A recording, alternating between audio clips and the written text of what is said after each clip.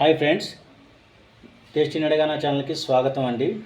ఈరోజు మీకు బెండకాయ చేపల పులుసు ఎలా వండాలో మీకు చూపెడతాను. ఈరోజు ముందు చూడండి, చేపలు బాగా కడిగేసాను. దీంట్లోనే ఉప్పు, కారం, గరం మసాలా, ధనియా పౌడర్, పసుపు కొద్దిగా వేసుకుంటున్నాను. చూడండి,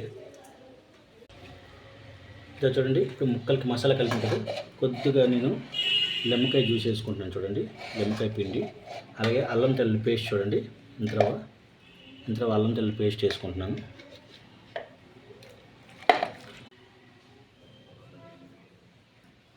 చూడండి, ఇప్పుడు కలిపేసాను కదా, కలిపేసి పక్కన పెట్టుకుంటాను 15 నిమిషాలు. అప్పటి వరకు మనం మసాలా ప్రిపేర్ చేసుకుందాం. చూడండి, ఇప్పుడు నేను దీనికి 2 ఉల్లిపాయలు కట్ చేసి ఇలా పెట్టుకున్నాను. అలాగే చింతపండు కొద్దిగా నానవేసుకున్నాను. ప్లస్ ఇదండి బెండకాయలు ఈ సైజులో కట్ చేసి ఫ్రై చేసుకుని వేసుకోవడానికి. టమాటాలు 2 కట్ చేస్తున్నాను. మసాలా కోసం ప్రిపేర్ చేశాను. చూడండి, దీంట్లో ధనియాలు, ఉల్లిపాయ, లవంగాలు అన్నీ కలిసి పేస్ట్ చేశాను. చూడండి, తర్వాత చూపెడతాను మీకు. చూడండి, ఆయిల్ హీట్ ఎక్కింది కదా, ఇప్పుడు ఫిష్ ఫ్రై చేసుకుందాం.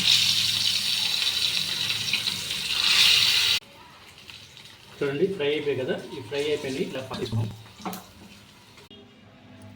ఫ్రై చేసి ఈ ముక్కలు పక్కన పెట్టుకుంటా. ఇప్పుడు పులుసు ఎలా చేసుకోవడం, ఇవన్నీ లైట్గా ఇంత మెంతులు, జీలకర్ర, సరసాలు, కొద్దిగా నూనె వేడెక్కింది వేసుకుంటున్నాను.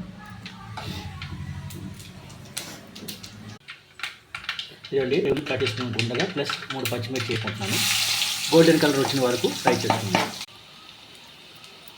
చూడండి, దీంట్లో 2 బెండకాయలు వేసాను కదా, ఈ బెండకాయలు దీంట్లోనే కొద్దిగా ఫ్రై చేసుకొని పెట్టుకుంటున్నాను.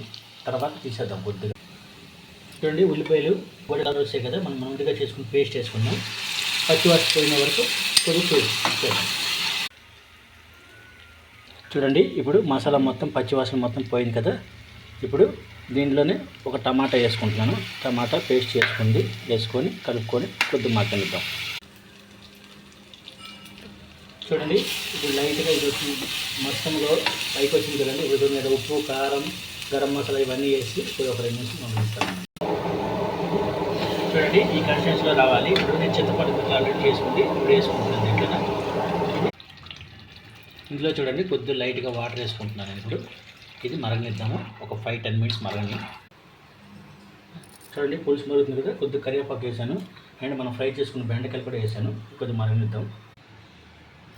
చూడండి, పులుసు బాగా ఉడికిపోయింది కదా, ఇప్పుడు ఈ చేప ముక్కలు ఇట్లా వేసేద్దాం. చూడండి, లైట్గా ఆయిల్ మొత్తం తెలియదు కదా, ఇది ఇలా కదుపుకుంటే మొత్తం ముక్క సెట్ అవుతుందండి. చూడండి, ఇప్పుడే లైట్గా కొత్తిమీర వేసుకుంటున్నాను. బెండకాయ ఫిష్ కర్రీ రెడీ అండి ఫైనల్లీ. ఒకవేళ నా వీడియో నచ్చుంటే లైక్ చేయండి, షేర్ చేయండి, కామెంట్ చేయండి.